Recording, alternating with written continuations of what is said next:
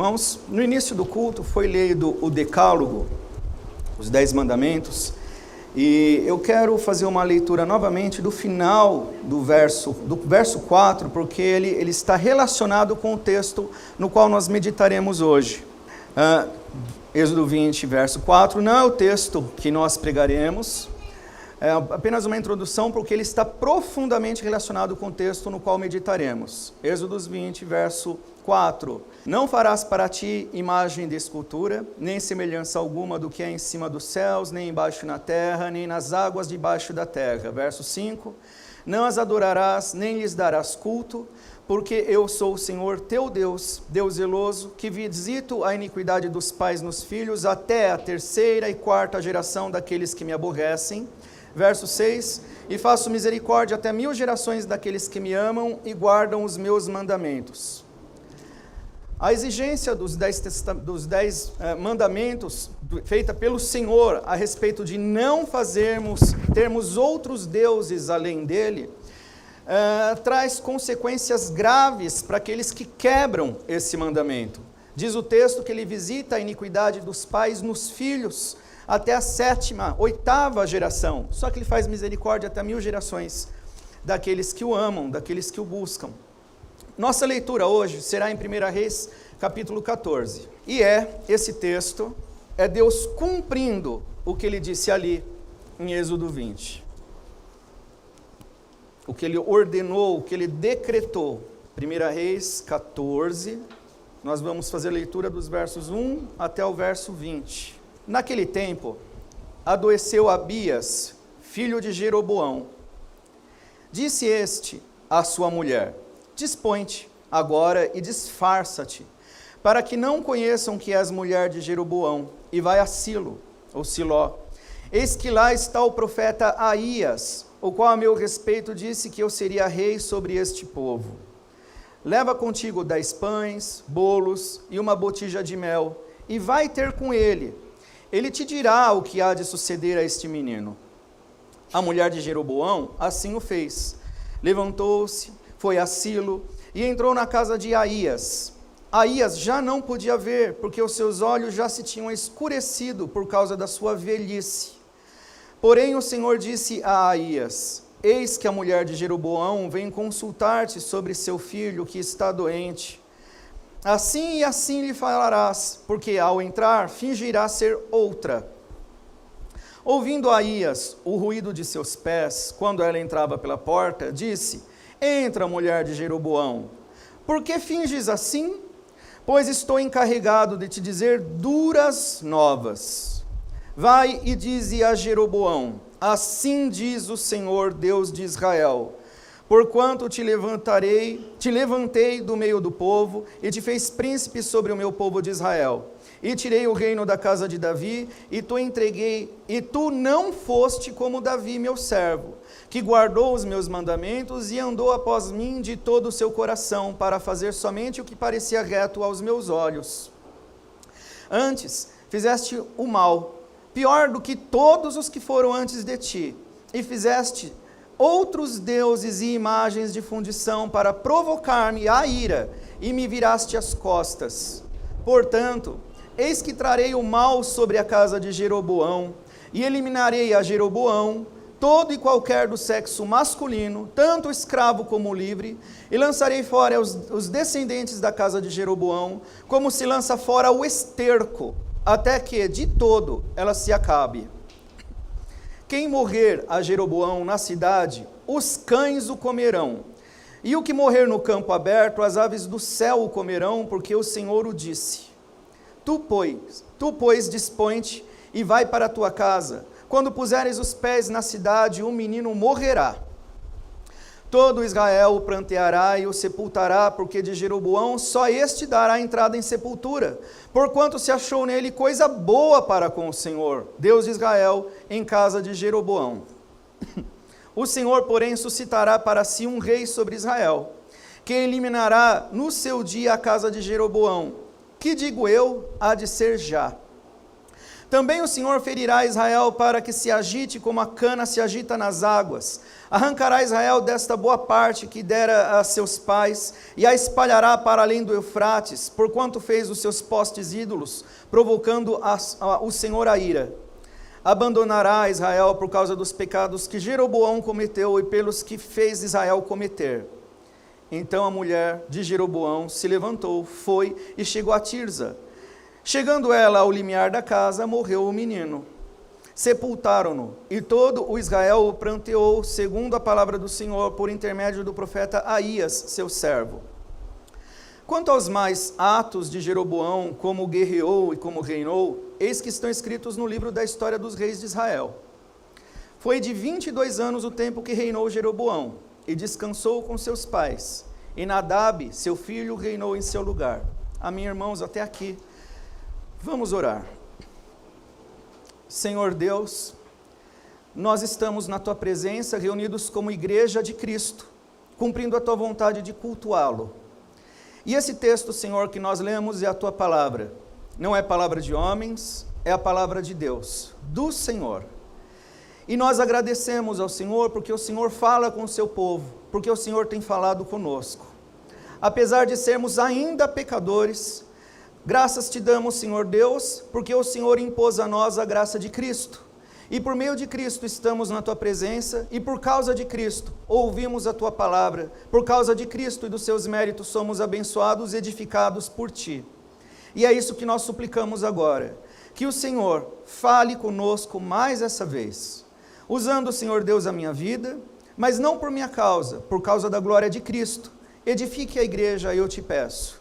Esse é um texto difícil, que trata de maldição, que fala a respeito das consequências dos pecados de Jeroboão e do seu povo.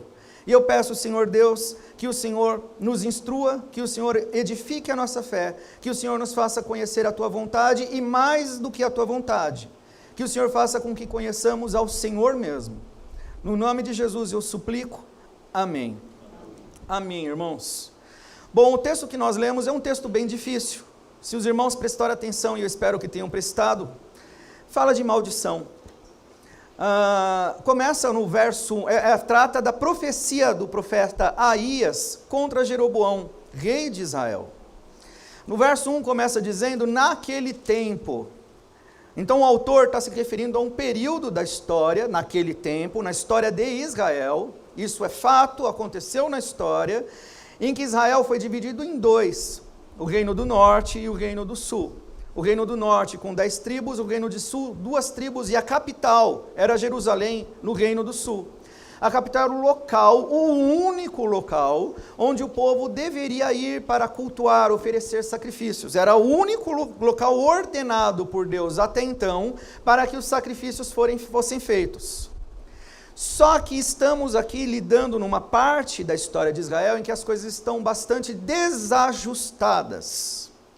Porque foi a idolatria de Salomão, filho de Davi, um homem celebrado por sua sabedoria, a idolatria dele, aliada ao jugo pesado que ele impôs ao povo para a construção do templo, para a construção do reino, do palácio, para a construção posterior dos templos de diversos deuses. Na verdade, Israel acabou se transformando num lugar de culto de diversas divindades. Aqui até quero abrir um parêntese sobre a celebrada sabedoria de Salomão, que já foi tema de pregações diversas aqui na igreja. A gente vê nas Escrituras que sabedoria é uma virtude que deve ser buscada. Ela é uma virtude celebrada. Ela aponta para um dos atributos de Deus. Mas a sabedoria por si mesmo, ela não é grande coisa. Porque se a sabedoria não tiver aliada, vinculada com fidelidade, ela pode ser permissiva, como foi no caso de Salomão. A sabedoria pode ser para servir ao pecado. Salomão, ele usou da sua sabedoria para ser um político de boas relações com todos os políticos da sua época, e para isso ele relativizou a verdade de Deus. Ele foi, na verdade, um tipo de diplomata, e todos nós chamamos os diplomatas de sábios. Todos nós temos a tendência de dizer que um Estado onde se pratica diplomacia e plenas liberdades, inclusive religiosas, são países e são locais onde é praticada a sabedoria. Mas diante de Deus, e aqui nós estamos falando de Israel, que é igreja, que deveria servir a Deus, trata-se de uma teocracia. Diante de Deus, as relativizações da sua lei, ainda que a pretexto de liberdades humanas, isso não deve ser celebrado. É pretexto, é permissividade, é abertura para pecado. Então, a maior das virtudes não é a sabedoria. Podemos dizer que é a fidelidade. Mais importante é você ser fiel ao Senhor, no pouco, do que almejar grandezas e acabar se perdendo na grandeza da sua glória que você almejou e perder a sua fidelidade. E dar desimportância, não atribuir mais importância alguma para as coisas fundamentais da vida. E a primeira delas, e nós vamos ver na análise desse texto, é a nossa fidelidade e o nosso culto, a nossa devoção ao Senhor Deus. Então foi a idolatria de Salomão aliada ao jugo pesado que ele impôs ao povo para a construção da glória de Israel e para a construção dos seus empreendedores que levaram Israel ao início da sua decadência. Impor um grande fardo ao povo, altos impostos, exigência pesada de trabalho, levou o povo a se rebelar contra o modo de administração de Salomão. Então a idolatria e o fardo muito pesado que ele impôs, foram o início da derrotada, da queda de Israel. Então quando ele morreu, o reino foi dividido, porque na verdade as pessoas já conspiravam, as pessoas já não queriam mais aquele modelo. Alguns gostaram muito da idolatria, alguns gostaram demais das liberdades que foram oferecidas e não se satisfaziam mais com aquilo que era oferecido. Eles queriam mais e mais libertinagens, mais liberdades, mais autonomia de pensamento. Então surgiu Roboão, descendente de Salomão. Roboão, filho de Salomão, herdou o reinado e manteve o reinado no sul, a capital era Jerusalém. Jeroboão, que é o personagem que nós lemos nesse texto, era um chefe dos trabalhos forçados. Salomão tinha visto nele um trabalhador dedicado, esforçado, capaz, realizador, e transformou ele num tipo de gerente de obras, que pressionava os trabalhadores a trabalharem mais e mais e mais. Então ele era um chefe de trabalhos forçados que foi estabelecido pelo próprio rei Salomão. E ele foi aclamado, quando da morte de Salomão, o rei de Israel na parte do norte, onde ficaram as 10 tribos. Fato esse que foi prenunciado, foi profetizado pelo profeta Aías, conforme está registrado em 1 Reis 11, versos 29 a 39. Mas eu quero ler com os irmãos, que é muito importante para a nossa análise, o verso 38.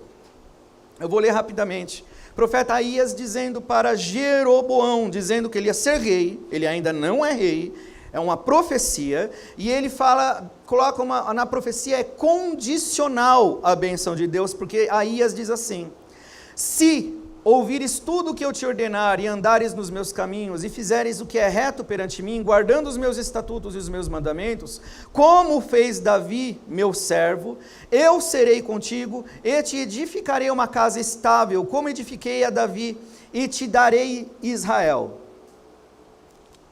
Então, Aías entrega uma profecia para Jeroboão, dizendo que ele seria abençoado por Deus se fosse fiel, tal como foi fiel o rei Davi.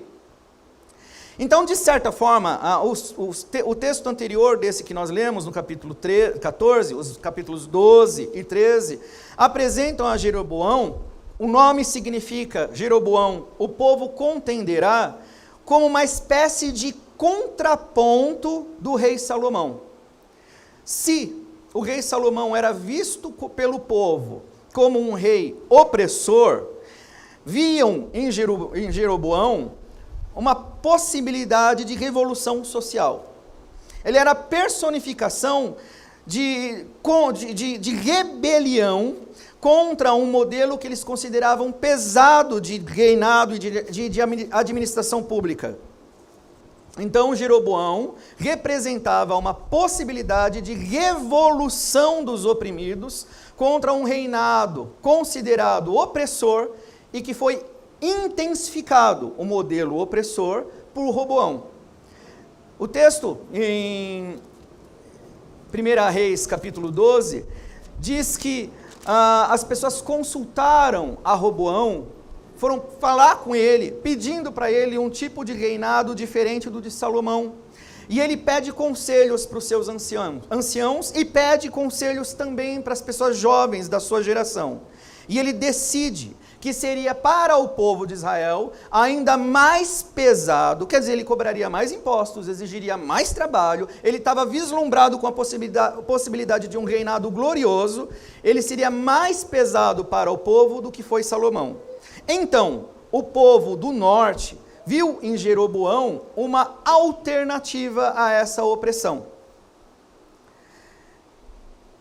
Até então, o que isso mostra? A gente pode, à primeira vista, olhar para Jeroboão e ver nele uma espécie de libertador dos oprimidos.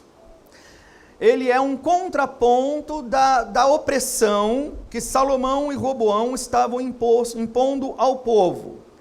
E onde é que está o pecado de Jeroboão? Para falar a língua do povo, conquistar o povo, ser um governante agradável, ele se mete em assuntos que não são dele. Ele passa a agir como um legislador e definidor da causa religiosa. No verso 12, verso 16, é enfatizado a questão de o rei dar ouvidos para o povo. O texto então mostra, de uma forma um pouco primitiva, mas uma espécie de busca de transição entre a teocracia, que é um modelo de governo em que Deus é o rei, para uma democracia, que é um tipo de governo onde as pessoas organizam sua própria condução, seu próprio modelo de governo, fazem as coisas como seus corações desejam. E o texto vai mostrar que esse modelo, não é exatamente uma democracia, porque isso foi definido anos e anos depois pela filosofia grega, mas existe aqui uma aspiração e um desejo por esse tipo de coisa. O texto mostra que esse modelo de governo, em que a vontade do povo é feita, é uma utopia, porque não existe a possibilidade de autonomia do povo, porque autonomia de pessoas significa ditadura do pecado. As pessoas têm o seu coração inclinado naturalmente para o pecado. Se relativizarmos ou anularmos dos governos ou da nossa orientação ética, moral, de vida, de fé, se nós tirarmos a lei de Deus como regente da nossa conduta, necessariamente o que vai reger a nossa conduta são outros valores, e o nosso coração é um fabricante de ídolos. O que vai reger a nossa conduta são os nossos ídolos, são as nossas aspirações, é o nosso desejo constante, se não for controlado pela palavra de Deus, um desejo constante de perseverar em rebelião contra o nosso Criador. É isso que o texto vai mostrar. Aparentemente, até aqui, parece que Jeroboão lutou por uma coisa justa. Mas a luta por uma coisa justa, anular uma opressão, deu lugar a algo muitíssimo pior. Porque como estratégia de manutenção do poder, Jeroboão, ele aceitou quando foi aclamado como rei. Um profeta já tinha dito que ele seria rei. O profeta Aías, quando disse que ele seria rei, deu uma condicional para ele: você vai ser abençoado se você for fiel à lei do Senhor. como fez Davi, amar ao Senhor de todo o teu coração. Então Jeroboão sabia qual era o caminho, só que ele adotou uma estratégia bem diferente. A sua estratégia de manutenção de poder, ele estabeleceu no Reino do Norte 2 centros de culto pagão, onde foram colocados 2 bezerros de ouro, um em Dan e um em Betel, cidades estratégicas. Além disso, eles distribuíram altares em postes ídolos, em lugares altos, por todo o reino. E ordenou sacerdotes a gosto das pessoas. Você quer ser sacerdote? Você pode ser. Para dispor ao povo formas de religiosidade conforme queriam os seus gostos. Nós vemos aqui um retrato de alguém que, para satisfazer alguns anseios do povo, resolve deliberadamente confrontar a Deus, como se Deus fosse o responsável pela opressão do seu povo, e não o pecado de Salomão e sua cobiça, e não o pecado de Roboão, que viu a glória do seu pai e quis uma glória ainda maior do que aquela.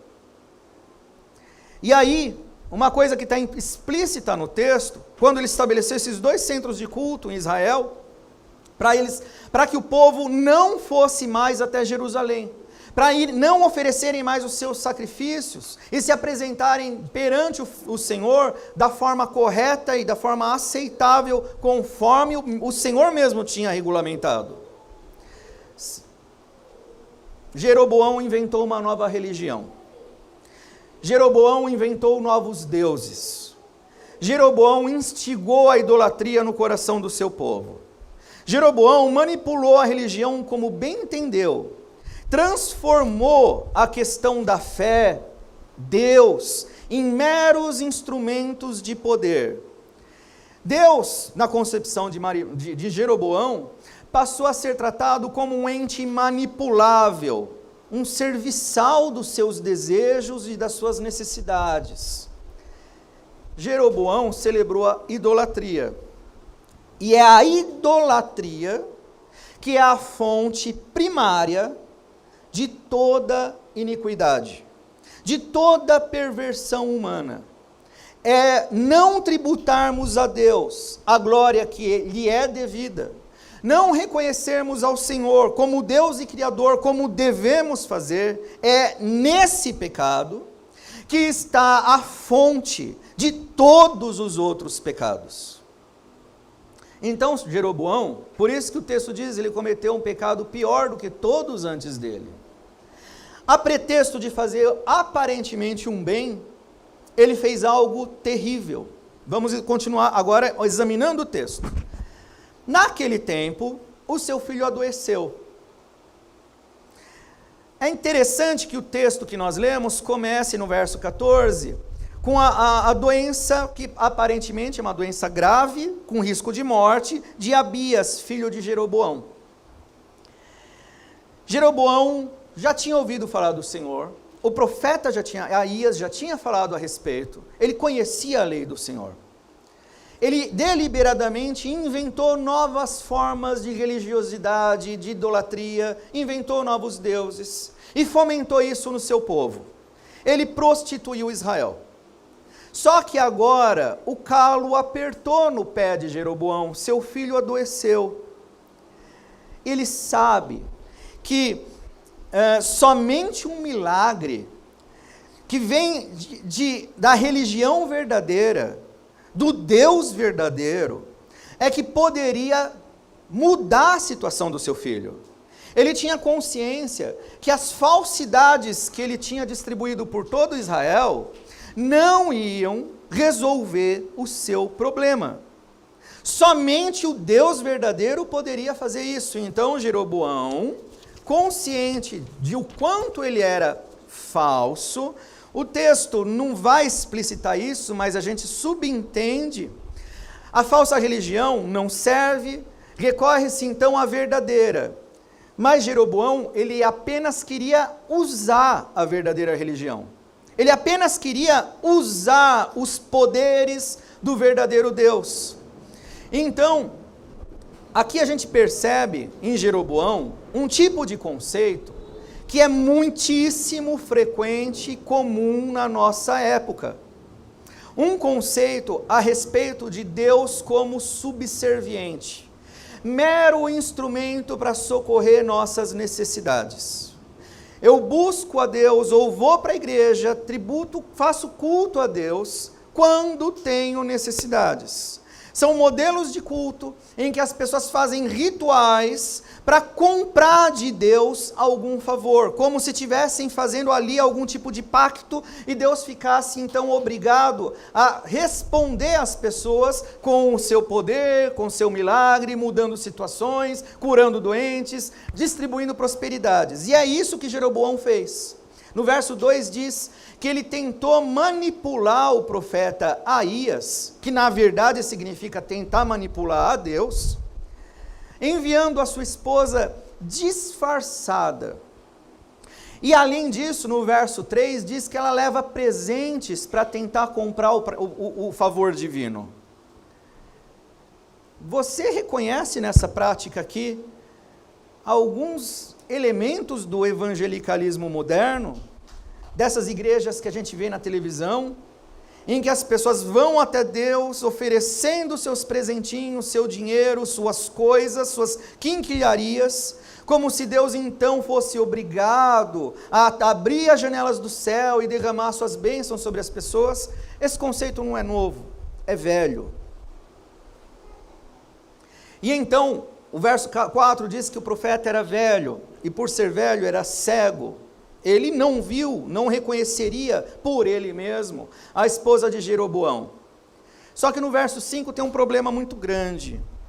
Porém o Senhor disse a Aías: eis que a mulher de Jeroboão vem consultar-te sobre seu filho, e que está doente, assim e assim lhe farás, porque ao entrar fingirá ser outra. O Senhor, Deus, o Deus que usava o profeta Aías, o mesmo Deus que disse que estará presente na igreja de Cristo, quando 2 ou mais estiverem reunidos, que diz que estará conosco todos os dias, até a consumação dos séculos, Ele vê tudo, Ele é testemunha de tudo, e pode ser que Ele seja a pior testemunha possível, porque aquilo que a mulher de Jeroboão tentou esconder, disfarçando, contando uma história, ou arquitetando uma história, para tentar disfarçar, não adianta a gente tentar mentir para Deus. Ele vê, Ele sonda os corações, Ele conhece as nossas histórias, e diferente do que muitas vezes a gente quer imaginar, quando Ele sonda os nossos corações, Ele não encontra muita coisa agradável. Ele sabe quem nós somos de verdade. Ele sabia quem essa mulher era de verdade. Ele sabia quem Jeroboão era de verdade. Ele conhecia aquele dilema que eles estavam enfrentando de verdade. Não precisava explicar, não precisava dizer. Antes de abrirmos a nossa boca, Ele já conhece a nossa oração toda, nossas intenções, nosso passado, nosso futuro.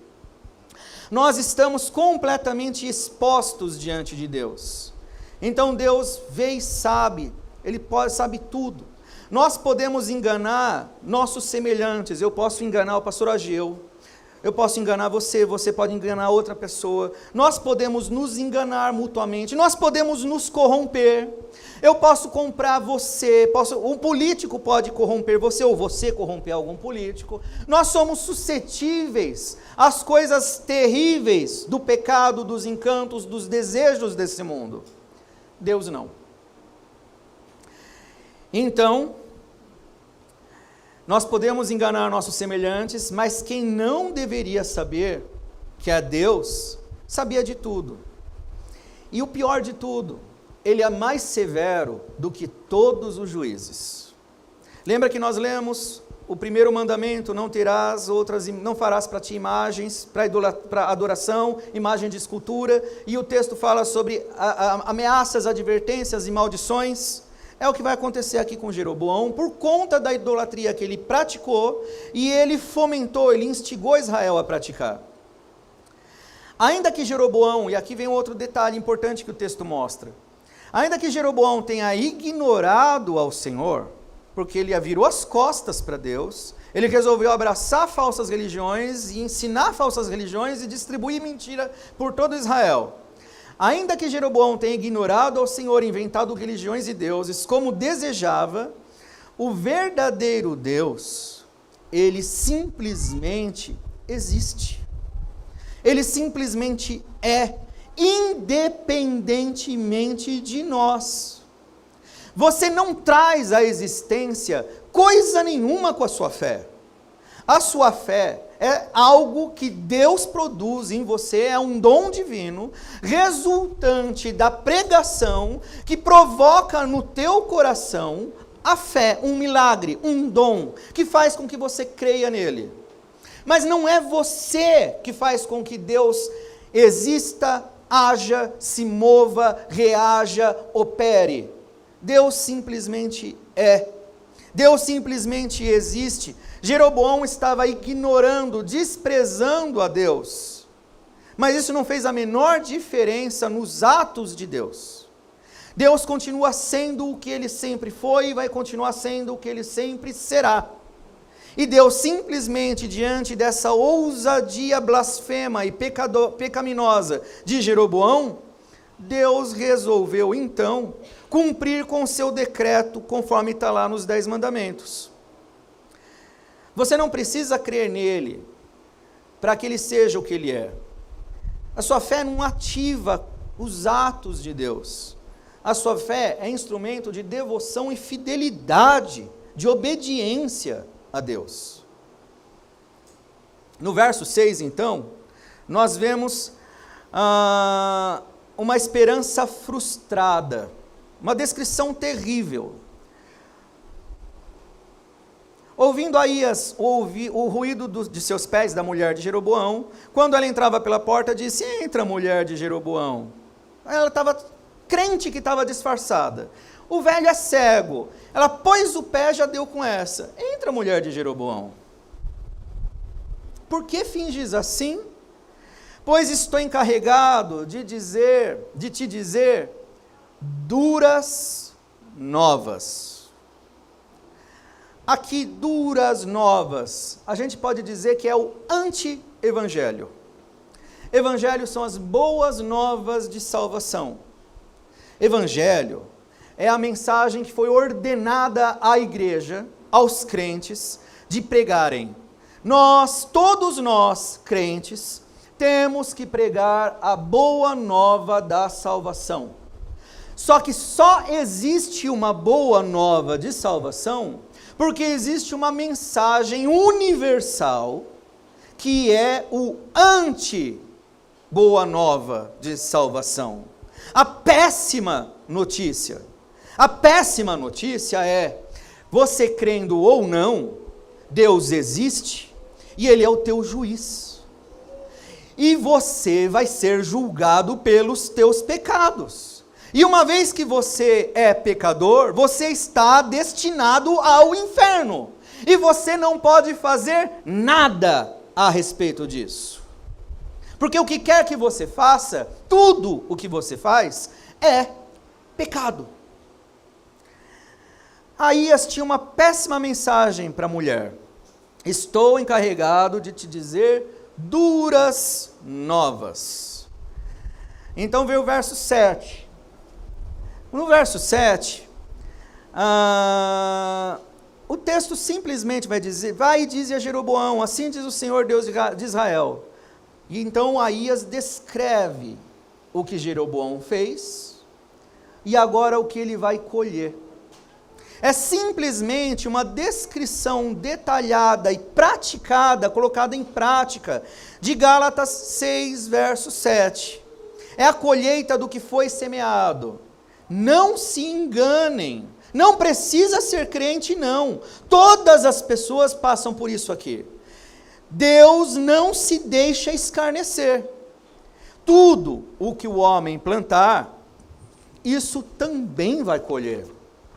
Jeroboão cultivou corrupção, idolatria. Ele semeou uma ideia absolutamente errada, pecaminosa a respeito de Deus. ele vai ter que lidar com isso. Dos versos 6 até o verso 16, é uma lista terrível de maldições. E acho muito interessante a gente lidar com isso também, porque muitas pessoas, de uma forma bastante equivocada, pensam que da parte de Deus vem somente bênçãos. Que tudo que nós temos a dizer a respeito de Deus, e isso porque nós estamos dizendo, na verdade nós estamos refletindo, nós estamos ecoando verdades que são além, estão acima de nós. Deus não tem somente bênçãos para distribuir. É muito pelo contrário, meus irmãos. A bênção é a exceção, porque ela é resultante de um ato divino que interviu na nossa natureza e no nosso destino. Todos nós, sem exceção, estaríamos completamente destinados à maldição. E aí vem uma lista de maldições sobre Jeroboão. As maldições são consequências do pecado da idolatria que Jeroboão praticou e que ele induziu o povo a praticar. Então, quais são as maldições? Morte de todo e qualquer masculino. Filhos, servos, amigo, todo mundo. Tem gente, todo mundo vai morrer. Severo. Irmãos, isso aqui faz a gente pensar o seguinte: Deus é santo, Deus é justo, Deus é perfeito.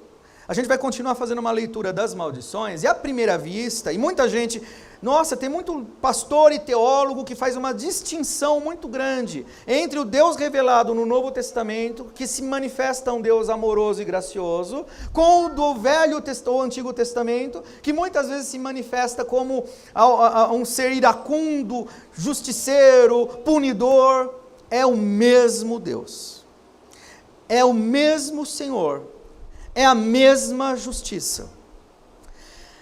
A idolatria é algo tão terrível para Deus, que, como eu disse, é o pecado primário. Tanto é que em Romanos, existe uma descrição a respeito da perversão humana, as pessoas se degenerando, inclusive sexualmente, e existe um detalhamento lá sobre homossexualismo, homem, mulher, mulher. A perversão humana, ela é um dos sintomas, é uma das consequências, não é um mal em si, é um mal derivado de um mal primeiro, e o mal primeiro, e pior, o terrível, é a idolatria. Por que Deus abandonou aquelas pessoas descritas em capítulo 1 de Romanos 1 às suas próprias paixões? Porque elas não deram a glória devida a Deus, não o reconheceram como Deus, não tributaram a Ele o culto devido. Não cultuar a Deus e não reconhecer ao Senhor como Deus, aos olhos de Deus, é a coisa mais terrível que as pessoas podem fazer, porque é a partir desse não reconhecimento de quem Ele é, que todas as nossas outras afeições também são deformadas. A partir do momento que eu não reconheço mais Deus como Deus, eu não vou mais me reconhecer como ser humano, como homem, não vou te reconhecer como meu próximo, não vou reconhecer a criação de Deus como um lugar que deve ser cuidado de acordo com a lei de Deus, todo o resto do edifício cai. Então essas pessoas aqui em Jeroboão, nesse texto, passaram a cultuar falsos deuses e viram a festa do paganismo num lugar onde não deveria existir isso. É o povo da aliança, é o povo que já conhecia a lei de Deus. Morte de todo e qualquer masculino, seus descendentes, diz o texto, eles vão ser desterrados, e a descrição é a palavra de Deus, é Deus falando, como esterco. Irmãos, a partir do momento que não reconhecemos mais a Deus como Deus, e não o glorificamos como Ele é, nós perdemos de tal forma a nossa humanidade, que o próprio Deus, Ele não está dizendo, vou te transformar em esterco. Vocês se transformaram nisso. Vocês vão ser desterrados como esterco. está chamando o povo de Deus, naquela época, de esgoto. É Deus falando isso. Até se acabarem. Então, ele está falando, o Senhor está falando aqui para Jeroboão, para a esposa de Jeroboão, mandar esse recado para ele, através do profeta Aías, está prenunciando o fim do reino do norte, a extinção daqueles judeus. Está falando que as pessoas que morrerão na cidade vão ser comidas pelos cães. E isso era profundamente ofensivo para aquelas pessoas. As pessoas que morrerem no campo vão ser comidas pelas aves, pelos abutres, pelos corvos. E o texto diz, porque o Senhor o disse. Deus está assumindo completa responsabilidade no juízo que Ele mesmo está iniciando sobre Jeroboão, sua casa e todo Israel. Ele está apenas começando a exercer o seu juízo. Ele está apenas começando a praticar o que já estava dito lá nos 10 mandamentos. Então Deus chama para si toda responsabilidade no exercício do juízo, e isso necessariamente precisa fazer parte do nosso conceito a respeito de quem Deus é. Deus é amor, Deus é bom, Deus é verdadeiro, Deus não mente, Deus é justo. E aí que começa a ter um monte de problema. Porque Deus estabeleceu uma lei que não pode ser quebrada, e essa lei tem consequências. Jeroboão quebrou essa lei deliberadamente, e empurrou todo o seu povo para quebrar essa lei conscientemente. E então veio a conta. E aí no verso 12, eu sei que tem várias mães aqui, tem pais aqui, e eu me coloquei no lugar daquela mãe quando ouvi essa palavra. Verso 12, o teu filho vai morrer. Aquela mãe foi até o profeta Aías tentar comprar um milagre de Deus. É claro que de uma forma maculada pelo pecado, mas ela foi movida por amor pelo seu filho. Qual é a mãe que não quer ver o seu filho curado, salvo? Que mãe não faria o pai não faria todo tipo de sacrifício para reverter uma doença fatal sobre o seu filho? E aí, então ela está diante do profeta, e o profeta fala, o teu filho vai morrer. E Deus tem poder para curar qualquer coisa, e aquela mãe parece que tinha consciência disso. Pelo menos Jeroboão sabia que Deus poderia curar o seu filho. E o impressionante, verso 13 explica que o fato daquela criança morrer, na verdade, é um ato da misericórdia de Deus por aquela criança. Porque Deus se afeiçoou àquele menino. Imagine, irmãos, o tamanho do peso da mão de Deus, exercendo juízo sobre a casa de Jeroboão e sobre todo Israel, a ponto de, no conceito santo, soberano, perfeitamente sábio de Deus, ele entender que, na verdade, a morte daquela criança é um livramento. Porque aquela criança, pelo menos, vai ter um funeral. As outras pessoas vão ser comidas pelos cães, pelos abutres, pelos corvos. Vão ter um fim miserável, desgraçado. E aí me fez lembrar de Hebreus 10, 31. Horrível coisa é cair nas mãos do Deus vivo. Horrível, é assim. A Bíblia, ela está cheia de advertências a respeito do que é a santidade de Deus. Deus é justo. Deus mandará um monte de gente para o inferno. E Ele salva a muitos. Mas a bondade e o amor de Deus subsistem, continuam, existem perfeitamente e em equilíbrio com o fato de que ele também exerce justiça e também manifesta sua ira, e uma ira santa e implacável. Só que no verso 14 tem uma mensagem de esperança. O Senhor, porém, suscitará para si um rei sobre Israel, que eliminará no seu dia a casa de Jeroboão, que digo eu, há de ser já. O profeta Aías ainda dá uma mensagem de esperança, em que nessa mensagem ele reforça: a esperança não é para você, Jeroboão. A esperança não é para sua família, Jeroboão. A esperança não é para sua geração. Vocês vão ter que lidar com os seus pecados. Vão ter que arcar com as consequências da sua idolatria. No verso 15, então, é descrito ainda sobre o juízo que Deus exerceria e exerceu sobre Israel. Deus está prenunciando ali a diáspora e os exílios. Os judeus foram desterrados, perderam sua terra, espalhados por todo o mundo. Os judeus foram escravizados, os judeus sofreram muito. Mas o texto está explicando a causa. É o fato de que era povo de Deus, conhecedor da lei de Deus, povo da aliança, que deliberadamente ousou confrontar a Deus com a idolatria. E o verso 16, ainda sobre o juízo, é o pior juízo possível. O texto diz que o Senhor abandonará a Israel por causa dos pecados que Jeroboão cometeu e pelos pecados que fez Israel cometer. A pior maldição ou consequência possível dos nossos pecados é o abandono de Deus. Imaginem, irmãos, que para nós é muito importante textos como o que diz: eis que estarei convosco todos os dias até a consumação do século. E então Deus vira e diz: esquece, nem me invoca, não cita meu nome, não estou com vocês.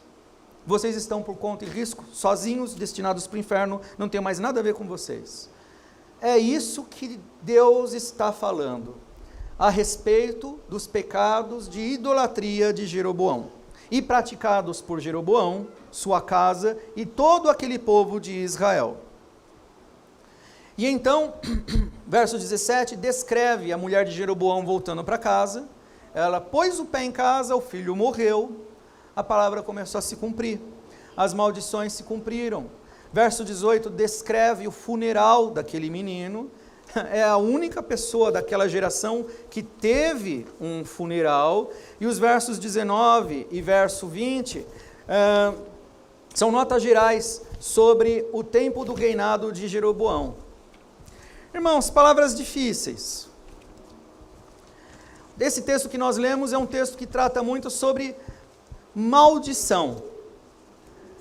Mas nós estamos na igreja, e como eu disse, a igreja tem por missão, não a mensagem do anti-evangelho, não a proclamação das maldições de Deus, embora as maldições de Deus sejam reais, estão de pé, estão sendo cumpridas por Deus, mas a nossa mensagem é uma mensagem oposta a isso. É dizer que as maldições de Deus, elas existem, estão de pé, estão sendo cumpridas, mas existe um escape, existe uma possibilidade real.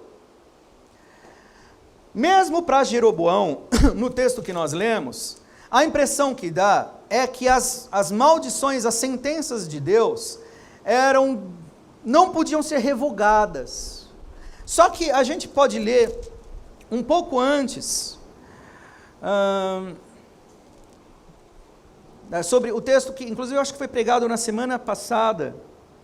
Um profeta prediz contra o altar, capítulo 13, verso 33, diz: depois dessas coisas, Jeroboão ainda não deixou o seu mau caminho, antes de entre o povo tornou a constituir sacerdotes para lugares altos a quem queria, consagrava para sacerdotes nos lugares altos. Isso se tornou em pecado a casa de Jeroboão, para destruí-la e extingui-la da terra. Irmãos, o texto no verso 33 nos dá a entender que quando Deus anuncia as sentenças de maldição ou as consequências dos nossos pecados, Ele o faz porque existe embora essas coisas se cumpram, as pessoas realmente arcam com as consequências daquilo que elas plantaram, a verdadeira expectativa que deve se ter quando essas coisas são proclamadas, são ditas, não é de Jeroboão continuar pecando, não é a de o povo continuar fazendo seus ídolos e se prostituindo e ofendendo a Deus com seus pecados. Na medida em que o povo toma conhecimento dessas palavras de Deus, em que Deus está dizendo, você vai colher tais e tais coisas por conta dos seus pecados, a expectativa, na verdade, deveria ser, se arrependa então, antes que o mal te pegue, antes que as consequências venham, antes que o inferno vire uma realidade. Se arrependa então, e abandona a idolatria, Jeroboão. Derruba esses altares, desfaça esses leões dourados, esses bodes, né? Cordeiros dourados, tira eles dessas cidades. Restaura o culto verdadeiro ao Senhor. A maldição está às portas. Pode ser que o teu menino tenha morrido, mas não precisa morrer todo esse povo. Não precisa todos os cães comerem os cadáveres. Vocês não precisam ser desterrados como esterco. Deus está avisando, a maldição está às portas, mas isso pode ser revertido pelo teu arrependimento. A Bíblia tem um tema na Bíblia, que inclusive na teologia é um tema um pouco difícil de encontrar uma solução, porque em Números diz que Deus não é homem para que minta, nem filho de homem para que se arrependa, mas ao mesmo tempo tem textos e diversos textos no Antigo Testamento que mostram que Deus se arrepende do mal que ele ia, ou o que ele ia fazer. Deus se arrepende do mal que ele ia fazer. Na verdade, a grande dificuldade que a teologia encontra de juntar o fato de que Deus nunca se arrepende de coisa nenhuma, porque Ele é soberano. Ele não é movido por emoções. E como eu disse no começo dessa exposição, Ele não é ativado pelas minhas decisões, pelo meu comportamento, pelas minhas palavras, Ele é soberano. Mas a maneira como Deus lida com sua criatura humana é a maneira redentiva, em que existe, não é uma possibilidade, é um destino certo, de encontro com o inferno, e com as consequências dos nossos pecados, mas em todo tempo existe também a possibilidade de esse caminho certo, ser mudado radicalmente, na medida em que nós nos arrependemos diante do Senhor. Então, quando Deus diz, nesse caminho existe morte, e uma vez que você está nesse caminho, você vai morrer, você vai encontrar, vai de frente com as consequências do seu pecado, na verdade, existe uma outra mensagem que diz, muda de caminho. Você ainda não morreu, ainda não é o fim da linha, os abutres ainda não estão comendo a sua carne, você ainda não foi desterrado, teu filho ainda está vivo, Deus disse que ia fazer, mas no percurso muda.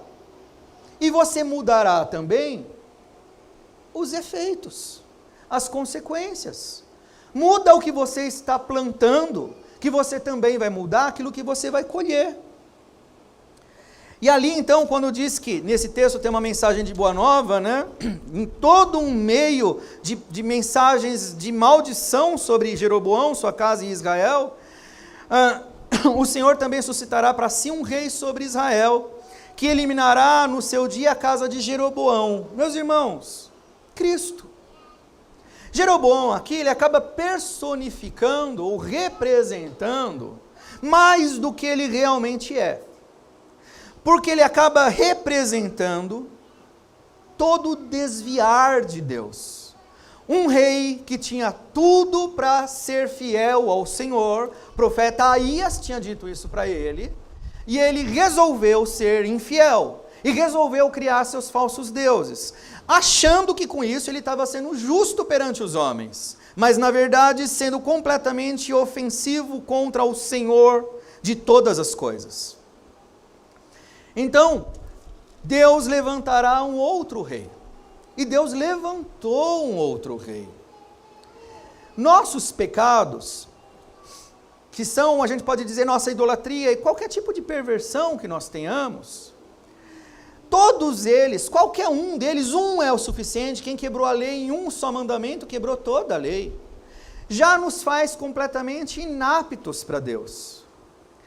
E o texto mostra que Deus é severo.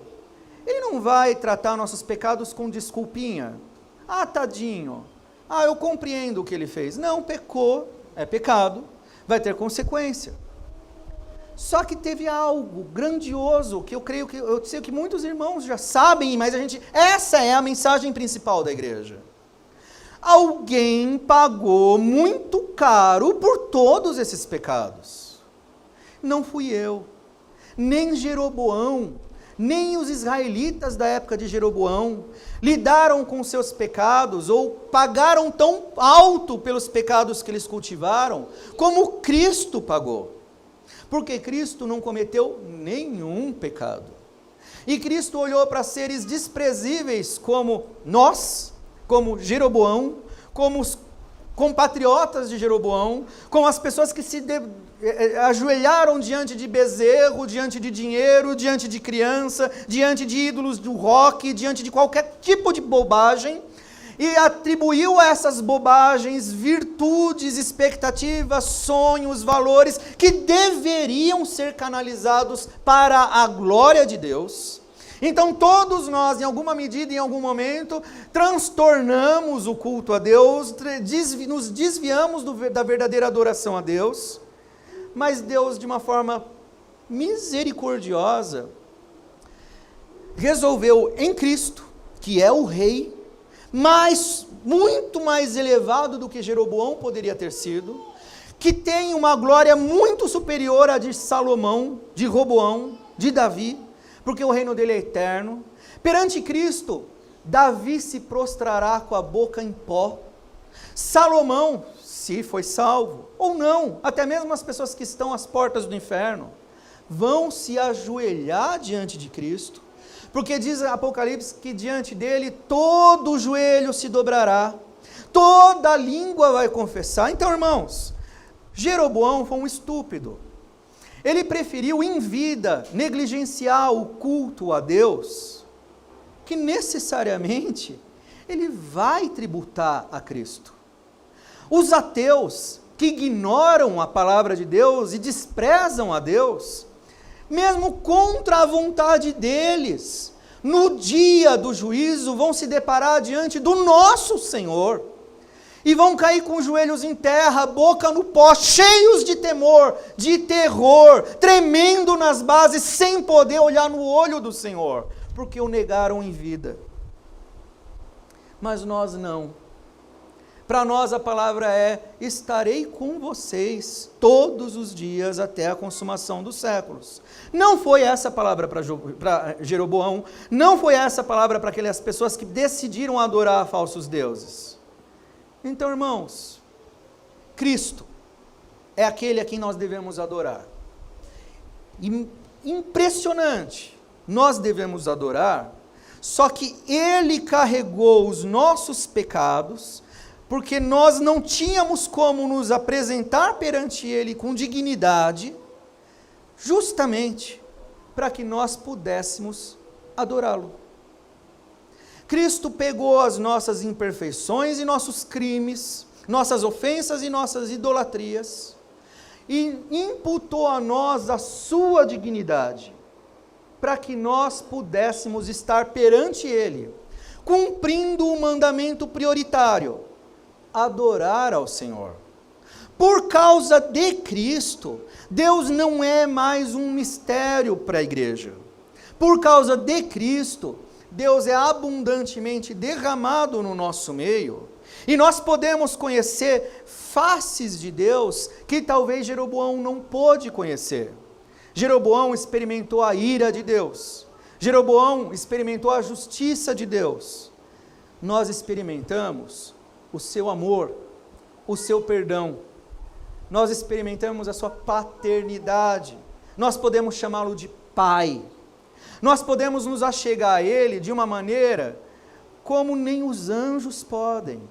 Porque descreve Isaías no capítulo 6, que diante do Senhor os anjos parecem temer tanto, que com 6 asas, 2 eles cobrem os rostos, 2 voam, 2 cobram os pés, eles se cobrem de temor diante de algo tão santo e reverente.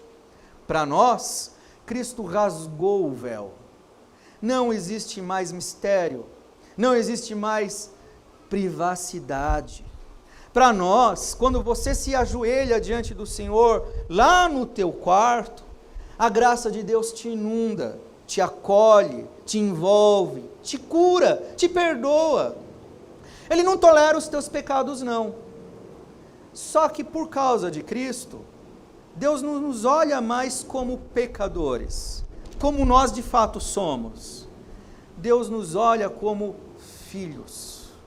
Deus nos olha com a mesma dignidade como Ele vê o seu próprio Filho.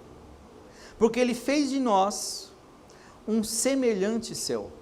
Nos comprou para a sua glória. Jeroboão negligenciou o culto a Deus. Nós não temos esse direito. E nós não vamos fazer isso. Pelo contrário, nós vamos fazer o que é exigido de nós. Essa mensagem, como eu disse, aparentemente é um anti-evangelho, porque é a mensagem das más novas, é uma mensagem da maldição sobre Jeroboão e a sua geração. Você, porque você pode estar diante de Deus em todo o tempo, você pode dizer para pecadores como Jeroboão, que adoram falsos deuses, que invocam mentiras e que deformam a sua própria humanidade, sua própria integridade, que arruinam completamente as suas vidas por causa do seu distanciamento de Deus. Você pode dizer para os Jeroboões que circulam a sua vida que existe salvação para eles, porque você é um portador de uma mensagem que chama Boa Nova. Você diz: todo pecado pode ser perdoado. Não há pecado que não possa ser perdoado, a não ser a blasfêmia contra o Espírito Santo. Mas, irmãos, fiquem tranquilos que a maioria das pessoas com quem você convive, o mais terrível dos pecadores, não faz isso. Quem faz isso está lá no púlpito da Igreja Universal, não está no mundo ao seu redor. Quem faz isso está nas igrejas dos vendilhões da fé, que usam a Cristo e a sua graça para ofenderem a Cristo. Existem muito mais demônios nos púlpitos das falsas igrejas do que nos terreiros das falsas religiões. É lá que o Espírito Santo é blasfemado. Então, irmãos, fica tranquilo. Você é portador de uma verdade que é muito mais poderosa do que você. Você é uma pessoa normal, comum, que estava perdido nos seus pecados, Deus te salvou. Agora você pode estar diante de Deus e colocar outras pessoas na mesma situação, oferecendo a elas um perdão que até mesmo Jeroboão, se vivesse nos nossos tempos, também poderia ser perdoado, redimido, transformado. Amém, irmãos?